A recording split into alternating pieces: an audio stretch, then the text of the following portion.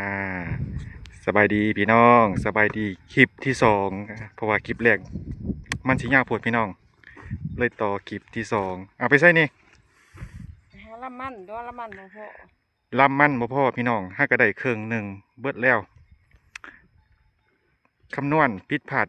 น้อยหนึ่งพี่น้องยังหลายอยู่เด้บ่พอ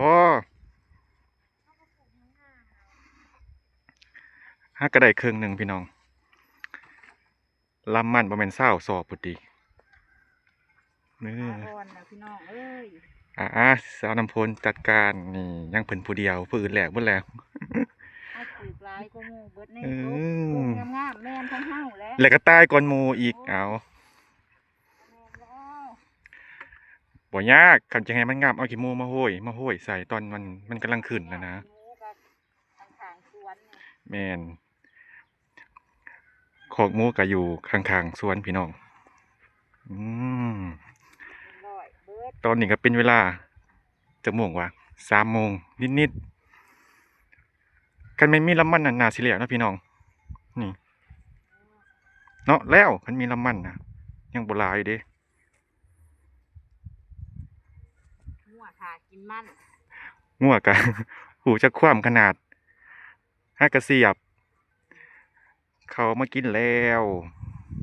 นี่แล้วเมื่อตัดปลูกตอนแรกในเพิ่มแมนตอนทำเลยพอดีแดดอ่อนช่ำนี่นะครับอันต้นสุดท้ายสุดเอท้ายอแล้วก็จบข่าว จบแล้วพี่น้องไหมบัดบ่พอในเดียวหนึ่งเดี๋ยวมันจะใส่สารไปหาเราสื่อเอาบัดนี้พี่น้องลำมันบ่พอปลูกกับบริหารดิแล้วไม่ถึงลำมันนะแล้วแต่ว่าสวนยังบ่แล้วได้พี่น้องอืม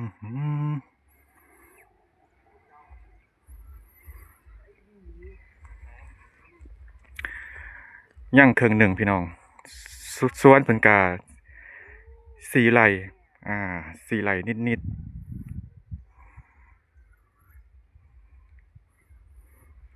โอ้ยมื้อนี้อากาศดีเด้พี่น้องบ่มีฝน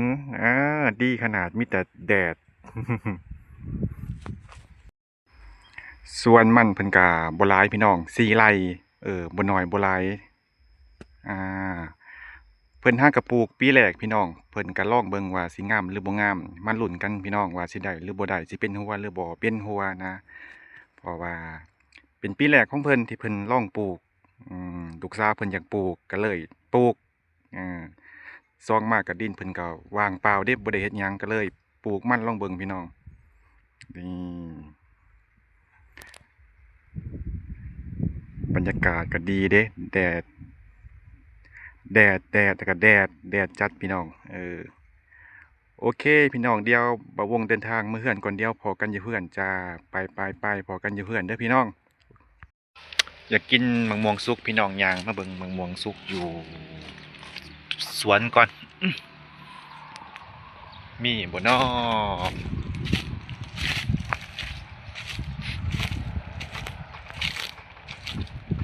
เบิ่ง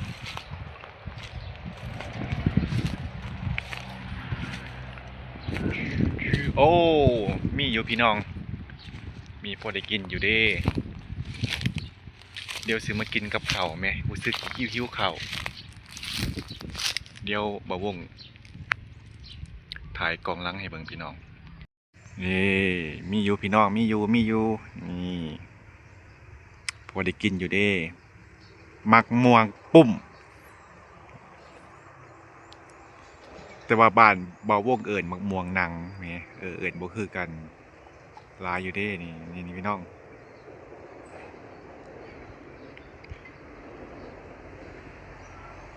นี่ก็แม่น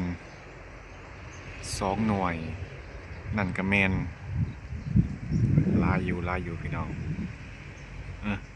ก็ซุ่มกับบ่เก่งซุ่มกับบ่เป็นต้องขอโทษขออภัยหลายๆเด้อ จักสิโทษคนจักสิโทษโทรศัพท์จักสิโทษกล่องอะโทษคนก็ได้พี่น้องมือใหม่นี่เดี๋ยวบ่วงต่อยเอาหมักม่วงก่อนพี่น้องอืม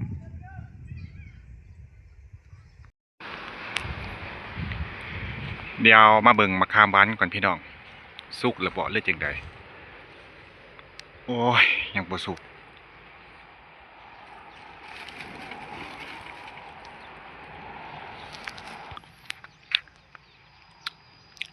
เป็นดอกเลยพี่น้องปีนี้นาจะดกอยู่โอ้ต้นมันสูงต้นนี้ยังแต่บาวกยังน้อยๆพุ่นได้พี่น้องอืม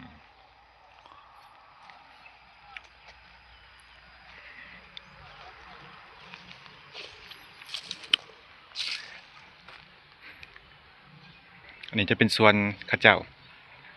สวนข้าวเจ้าจ้า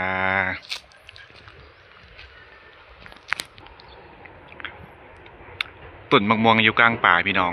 เออแต่บ่ฮู้ว่าเป็นต้นของผู้ใดเออบ่ได้อึดมะม่วงกินพี่น้องนี่พอได้กินอยู่เด้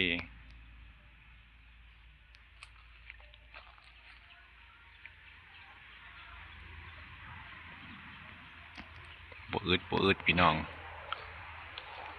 ต้นหมากกระถินเด้ส่วนผักบ่งที่บ่าวงเคยถ่ายให้พี่น้องเบิ่งเพิ่นแก่เบิดแล้วพี่น้องนี่แก่เบิดแล้วบ่มียอดแล้วเออ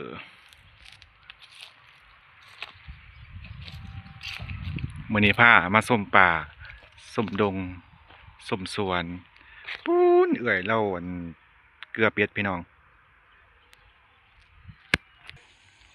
โอ้ยผักบ่งก็บ่มีฮอดยอดมันเฒ่าเบิดแล้วไอ้ค่ำแล้วมาไปจอบเบิ่งสวนเรา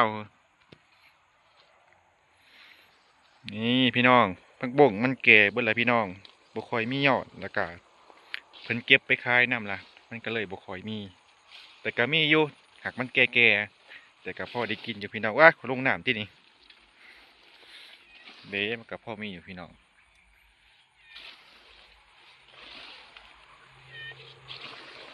โอ้ยังพอได้กินอยู่เด้อ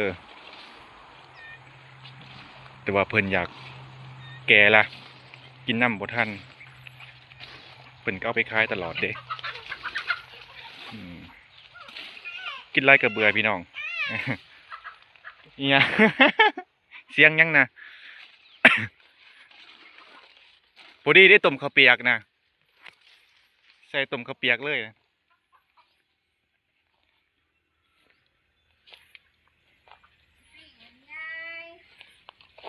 ต้มข้าวเปียกมื้อแลง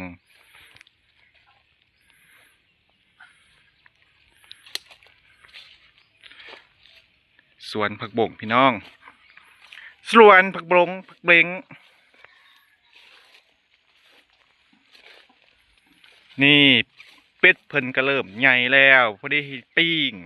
ดำหน้านี่ปีกดำหน้าด้วยนะพี่น้องมีทั้งไก่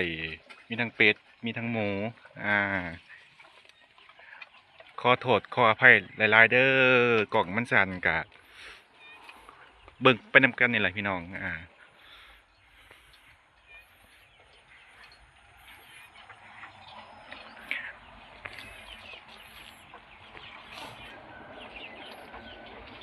นี่จะเป็นมะคุงคังพี่น้องมะคุงคังสำหรับกินซุกเด้เพิ่นเริ่มซุกเลยแต่ว่าบ่าวงเอาในไว้ให้เจอามาลาแล้วบ่ฮู้ว่าน้องเพิ่นสิเอาทีมนั้นหรือบ่พี่น้องแต่ว่าบ่าวงเอาในไว้ให้เพิ่นแล้วเดี๋ยวเมื่อสิถือไปให้เพิ่นก้า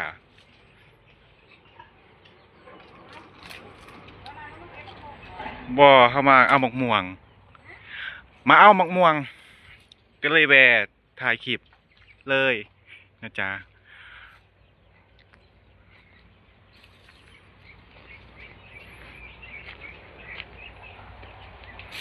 อึบยุบ อ่ะไล่ตาไปนำกันเนาะพี่น้อง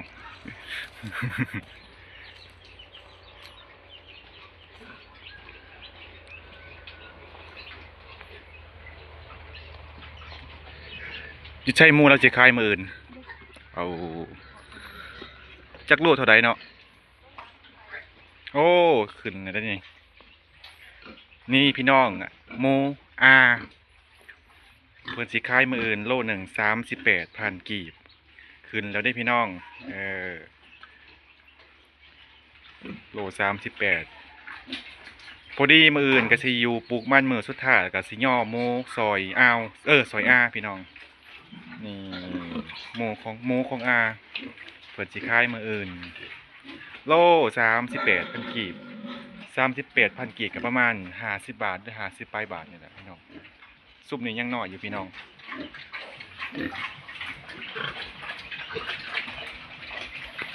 หมู2 เดือนปลายว่าหมูประมาณเดือนปลายพี่น้องประมาณเดือนปลายจ้าซุปนี้ฮะก็ได้3 เดือนบ่หรือ2 เดือนปลายนี่ซุปนี้สิได้ขายออกเลยพี่น้องแต่ว่าบ่แม่นหมูบ่าวงเด้อหมูของอาก็คือน้องสาวพ่อนะจ๊ะมักคุงเพิ่นก็มีพอได้กินอยู่พี่น้อง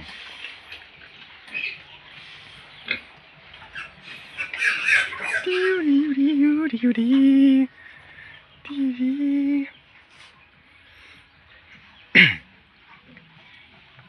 อดใจท่าอีกจักมือพี่น้องเดี๋ยวบ่าวงก็แล้วปลูกมันก็สิได้ขึ้นไปเล่นน้ำเจเพิ่นเดี๋ยวสิไปถ่ายคลิปน้ำเพิ่นพอดีจะไปหาเฮ็ดปวกน้ำเพิ่นเลยอีก2-3 วันนี้นะเฮ็ดปวกจะออกหลายเพราะว่าพ้นบ้านเพิ่นตกแล้วยังแต่บ้านบ่าวงนี่ล่ะยังแห้ง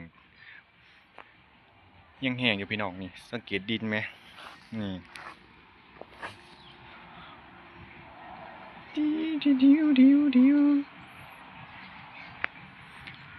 ได้มะม่วงเมื่อกินกับข้าวกินหยังกับบ่อยากพี่น้องจะกินข้าวกับมะม่วงกินง่ายอยู่ง่ายเด้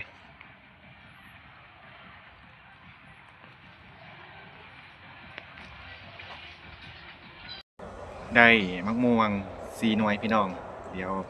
ไปกินกับข้าวจักหน่อยบ่ไหว โอ้ยการต้นไอ้ทีหนึ่งได้อพี่น้องอย่าภาวาประวงเด้อต้นไอ้ทีหนึ่งนะไปปลูกมันกะบ่ค่อยเมื่อยปานใดพี่น้องคนหลายมันก็เลยแล้วไวแต่ปลูก2 คน3 คนนี่โอ้ยอยากพ่อไห้พ่อห้องเพราะมันแดดแดดแล้วก็เมื่อยเด้บัดนี้